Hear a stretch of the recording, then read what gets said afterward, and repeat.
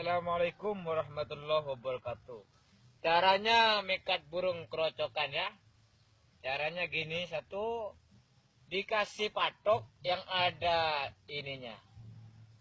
Satu, ditancapkan ya. Pas kasih dua patoknya. Terus ininya harus ada lobangnya. Lobangnya ini biar nongkok di sini ntar. Nongkok di sini. Ditancapkan begini. Nah, caranya begini. Terus ketongkotnya.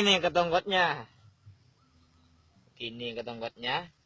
Pas terus dikasih lobang. Biar ngidak di sini. Ngidak. Pagarnya ini buat pagar. Pagar biar nggak nyunuk mandeman ini. Biar nyunuk di labangnya, biar nungkok di sini. Kalau lewat di sini gagal. Mau lewat di sini enggak. Cekat.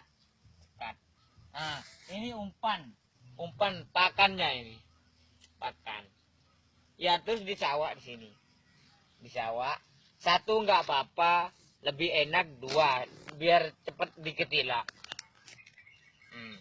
Terus dikasih barang apa gini, tutup lah di sini, biar lewat di sini. Ntar manu ada di sana, burung ada di sana, lewatnya di sini.